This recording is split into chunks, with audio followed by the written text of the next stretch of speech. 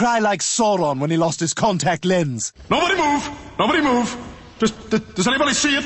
It might be stuck to a tree or a rock. Anyone?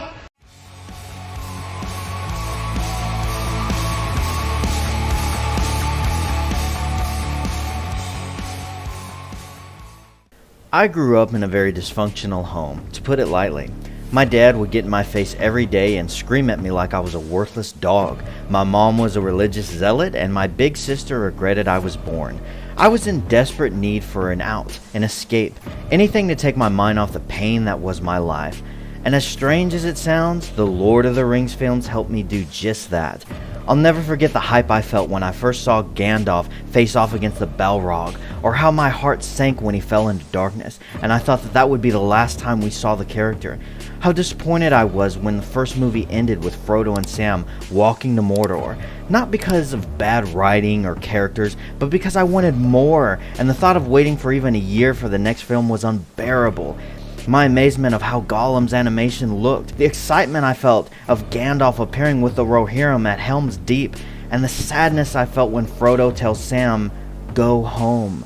I know they were just movies, with actors on a screen, but it was more real for me than the reality I had to go home to. It was a light for me, when all other lights in my life had gone out. And it made me fall in love with it. It made me a fan. Now let's talk about Amazon's Rings of Power. Give them a moment, for pity's sake! What we know so far is that the Rings of Power is portrayed as a prequel set 3,000 years before the events of The Lord of the Rings and The Hobbit, despite not having the rights to the Silmarillion or the Unfinished Tales. The budget for the first season alone is almost $500 million, and it's scheduled to air September 2nd with 8 episodes. From released images and the teaser trailer, we know it will have a female dwarf of color without a beard, elves of color, Harfoots, women who work for the DMV, and a young, snarky Galadriel. Yay! Exciting, right? Now let me tell you why it's gonna suck. And I know, you're probably saying, why don't you just wait for the show to come out before you criticize it? Well, because I've noticed a pattern in the past several years of Hollywood resurrecting past beloved franchises and characters, only to butcher them with poor storytelling and politics for a shallow cash grab. Fool me once, shame on you. Fool me twice, shame on me. Also, because I want to, so shut up. So, what's the main reason it's going to suck? Is it going to because of the overall plot that's supposed to take place over several thousand years will be smushed into a few short seasons? The inevitable politics and messaging that will saturate every single episode, over-reliance on CGI, a lack of faithfulness and respect to the lore and the fans, a preconceived distrust of Hollywood movies as shows earned over the past several years, or maybe you just don't like Amazon. I think it's going to suck because of every one of those reasons, to be sure, but for me, the main reason is because it's not going to represent me. And you may be thinking, you're a straight, white, cisgendered male. You're already represented everywhere. Well, that's not what I mean. You see, we live in a world where representation is established by someone's skin color, their gender, or their sexual preferences.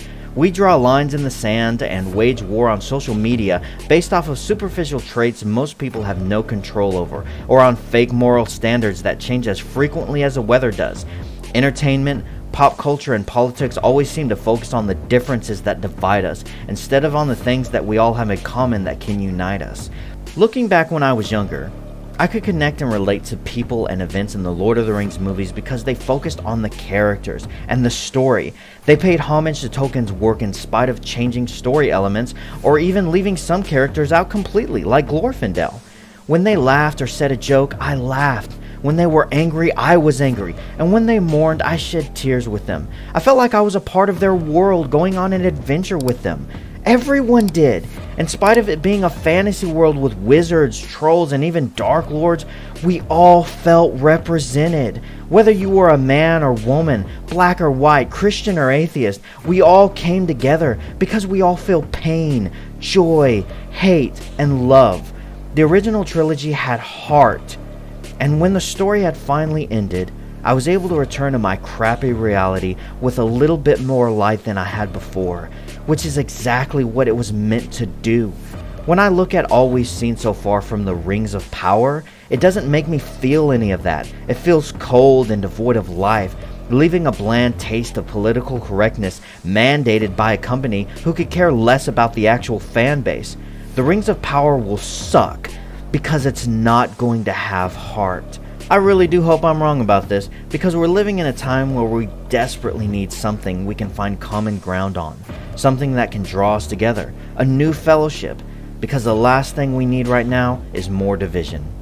Anyways guys, thanks for watching, and have a great freaking day.